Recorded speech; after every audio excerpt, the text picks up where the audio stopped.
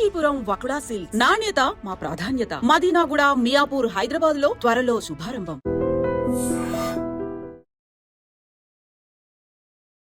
నమస్తే, welcome to I dream. నేను మీ Jhansi.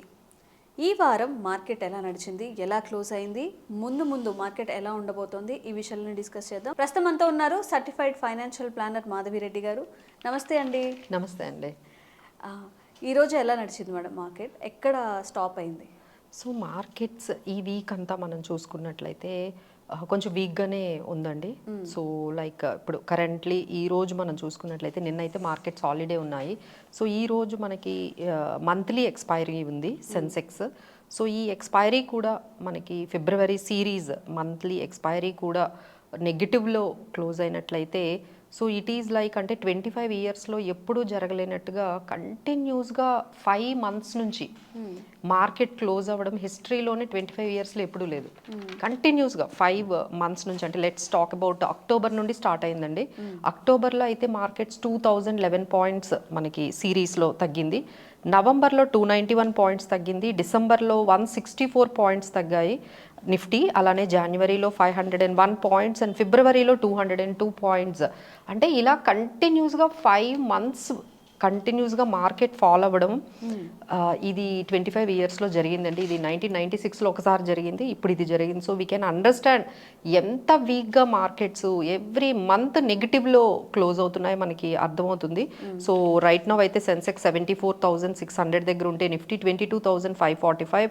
So ఏదైతే మనం అనుకున్నామో 22,800 అనేది మంచి సపోర్ట్ అనుకున్నామో ఆ సపోర్ట్ని కూడా మార్కెట్ ఇప్పుడు బ్రేక్ చేసి now it is trading around 22,500 400 దగ్గర ఉందండి. సో నెక్స్ట్ సపోర్ట్ మార్కెట్కి 22,250 ఈ రేంజ్లో మనకి సపోర్ట్ అనేది మనకి కనిపిస్తుంది. అలానే మనకి రెసిస్టెన్స్ అయితే 22,700 22,800 దగ్గర రెసిస్టెన్స్ కనపడుతుంది. సో ఓవరాల్గా మార్కెట్ అసలు లాస్ట్ వీక్ మేము మాట్లాడుకునేటప్పుడు 24,000 25,000 మధ్యలో ఉందని మాట్లాడుకున్నాము. ఇప్పుడు 22,000 23,000 మధ్యలో మార్కెట్స్ అంటే 23,000 24,000 ఈ మధ్యలో లాస్ట్ వీక్ అంతా ట్రేడ్ అయ్యింది.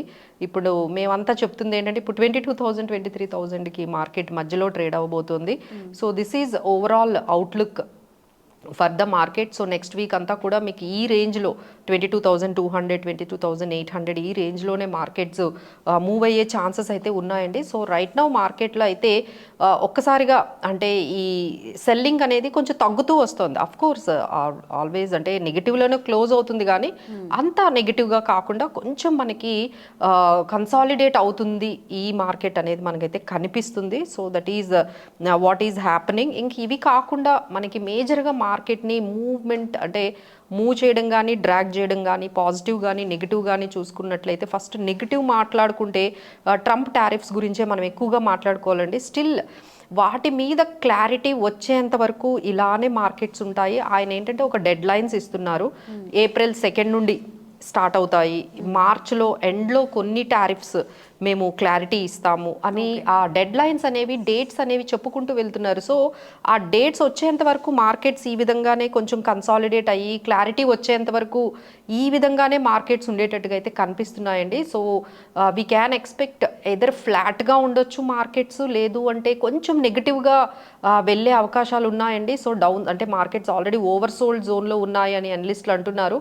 సో 22,000 23,000 మధ్యలో అయితే మనం కొంచెం ఈ మార్చ్ సిరీస్ కూడా ఎక్స్పెక్ట్ చేయొచ్చు. So Trump tariffs European union మీద 25% వేస్తామంటున్నారు. మేబీ ఇది మనకి ఏప్రిల్లో అయితే అక్కడ నుండి స్టార్ట్ అవుతుందని చెప్పారు. అలానే మన ఇండియన్ టారిఫ్స్ వరకు వస్తే అక్కడ కూడా మనకి కొన్ని ప్రోడక్ట్స్ మీద టారిఫ్స్ అనేవి స్టార్ట్ అవుతాయి అంటున్నారు.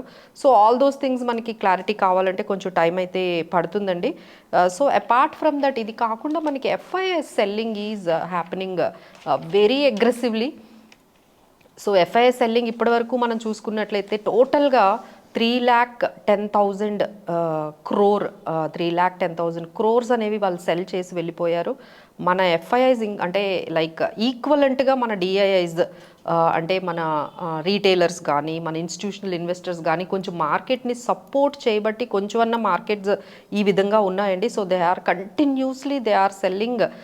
సో మన టోటల్ డిఐఐస్ కూడా కొంచెం బాగానే బై చేస్తూ ఉన్నారండి. అంటే టోటల్గా మనకి రీటైలర్ పార్టిసిపెంట్స్ అంటే ఎస్ఐపిస్ ద్వారా మార్కెట్లోకి చాలా మనీ అనేది వస్తుంది. అంటే 2020లో మనకి 8,500 crores మాత్రమే ఎస్ఐపిస్ చేసేవాళ్ళు. ఇప్పుడు అది 26,400 crore పర్ మంత్ ఎస్ఐపిస్ ద్వారా మార్కెట్లోకి వస్తుంది. So that markets have now ఈ విధంగా అయినా అంటే ఎఫ్ఐఐస్ ఇంత అమ్మినా సరే ఈ మాత్రం హోల్డ్ చేశారు అంటే బికాస్ ఆఫ్ రీటైలర్ పార్టిసిపేషన్. మనం అందరము ఇన్వెస్ట్ చేయడము ఎస్ఐపిస్ ద్వారా మార్కెట్లో రావడం వల్ల కొంచెం హోల్డ్ అయితే జరిగిందండి. సో ఫైనల్గా మనము ఈ ఎఫ్ఐఐస్ మీద మన మార్కెట్స్ ఇంకా డిపెండెన్సీ తగ్గిపోయి మన రీటైలర్ పార్టిసిపేషన్ మీదే మార్కెట్స్ అనేవి డిపెండ్ అయ్యాయి. So this is overall markets మనకి ఈ వీక్ అయితే కనిపిస్తుందండి. So Trump tariffs and FII selling are influencing the markets. So Madhavi garu, ఇప్పుడున్న కండిషన్స్కి ఏ స్టాక్స్లో అంటే ఏ సెక్టార్స్లో మనం ఇన్వెస్ట్మెంట్ చేస్తే మంచిది అంటారు? సో ఫస్ట్ ఏంటంటే కొన్ని అంటే ఇప్పుడంతా కూడా స్టాక్ స్పెసిఫిక్ అయిపోయిందండి. స్టాక్ స్పెసిఫిక్ సెక్టార్ స్పెసిఫిక్గానే ఉండాలి. ఓవరాల్ మార్కెట్లో ఏమవుతుందంటే కొన్ని సెక్టార్స్ పెరుగుతున్నాయి, కొన్ని సెక్టార్స్ బాగా కరెక్ట్ అవుతున్నాయి, కొన్ని స్టాక్స్ బాగా పెరుగుతున్నాయి. సో ఏంటంటే it has become very like complex for normal investors to enter in to the market. అంటే ఏమి నాలెడ్జ్ లేకుండా ఏం తెలుసుకోకుండా మార్కెట్లోకి ఎంటర్ అయితే మాత్రం చాలా చాలా మనకి లాసెస్ అనేవి వచ్చే అవకాశాలు ఉంటాయండి. సో చాలా జాగ్రత్తగా స్టాక్ స్పెసిఫిక్గా సెక్టార్ స్పెసిఫిక్గానే మనం ఉండాలి. సో రైట్ నౌ కొంచెం ఇన్ఫర్మేషన్ అంటే ఇప్పుడు ఫార్మా బాగా వర్కౌట్ అవుతుందండి. ఎందుకంటే యుఎస్ఎఫ్డిఏ వాళ్ళకి కొన్ని ఫార్మా కంపెనీస్కి లైసెన్స్ కొన్ని యాక్సెప్టెన్స్ చేశారు, అప్రూవల్ వచ్చింది. సో దానివల్ల కొన్ని ఫార్మా స్టాక్స్ పాజిటివ్గా ఉన్నాయండి.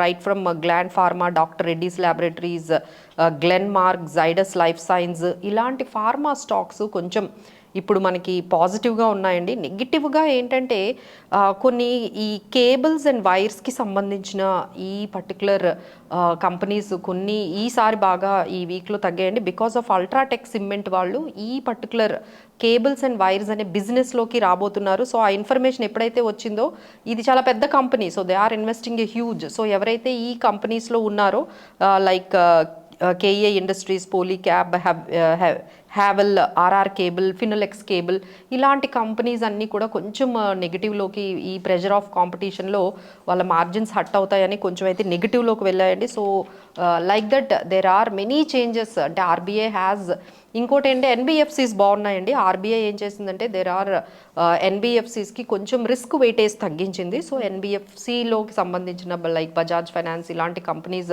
కొంచెం పాజిటివ్గా ఉన్నాయండి. సో రైట్ నౌ మనం చేయాల్సింది ఏంటంటే either we have to follow the market updates continuously and understand what is the impact. A impact వాళ్ళు ఇచ్చిన ఇన్ఫర్మేషన్కి ఐదర్ ట్రంప్ ద్వారా వచ్చిన ఇన్ఫర్మేషన్ కానీ మన ఇండియన్ గవర్నమెంట్ నుంచి వచ్చే ఇన్ఫర్మేషన్, మార్కెట్లో వచ్చే ఇన్ఫర్మేషన్ మనకి ఏ విధంగా ఏ స్టాక్స్ మీద పడుతుందో దాని మీద మనం కంటిన్యూస్గా ఫాలో అప్ చేస్తూ తీసుకోవాలండి. లేదు మాకు ఇంత టైం లేదు, ఇంత అనాలిసిస్ చేయలేము అనుకుంటే మీరు త్రూ మ్యూచువల్ ఫండ్స్ ద్వారా కానీ లేకపోతే మా దగ్గరకు కానీ మీరు కానీ వచ్చినట్లయితే ఎక్కడ ఇన్వెస్ట్ చేయాలి, ఏది ఇన్వెస్ట్ చేయాలనేది బెటర్ అండి. అదర్వైజ్ మీరు ఈ మార్కెట్లో which are very complex right now, markets are going in very very complex సిచ్యువేషన్స్లో ఉండేటప్పుడు మనం ఓన్గా డెసిషన్స్ తీసుకొని వెళ్ళడం అనేది it is very very risky, not safe అంటారు. అంటే డైరెక్ట్గా అంటే ఎక్స్పీరియన్స్ లేకుండా టైం మీరు అంత టైం ఇవ్వలేరు కదా. సో ఇలాంటప్పుడు మనం ఓన్గా వెళ్ళిపోయి మీరేవో ఎక్స్పెరిమెంట్స్ చేశారనుకోండి, so it will be your money will be in under risk. అంటే ఇప్పుడు మనం ఎక్కువగా ఇన్వెస్ట్మెంట్స్ ఎలా చేస్తాము, ఎవరో ఏదో చెప్పారని, మీ ఫ్యామిలీలో ఎవరో అది ఆ ఇన్వెస్ట్మెంట్స్ చేశారని, వీళ్ళేదో స్టాక్స్ కొన్నారని, వీళ్ళేదో ఇలాంటివన్నీ కూడా ఇంకా చాలా ఆపేయాలండి. So you have to plan in a such a way. So either you can meet the financial planners దగ్గరకు వెళ్ళి, ఎక్స్పర్ట్స్ దగ్గరకు వెళ్ళి మనకి ఏది బాగుంటుంది, మనకి ఏ ఇన్వెస్ట్మెంట్ సూట్ అవుతాయి, ఎక్కడ పెట్టాలి అనేది ఒక్కసారి డెసిషన్స్ అనేవి వాళ్ళతో డిస్కస్ చేసి అప్పుడు తీసుకుంటేనే బెటర్గా ఉంటాయి. ఓకే, థ్యాంక్ యూ అండి. Thank you.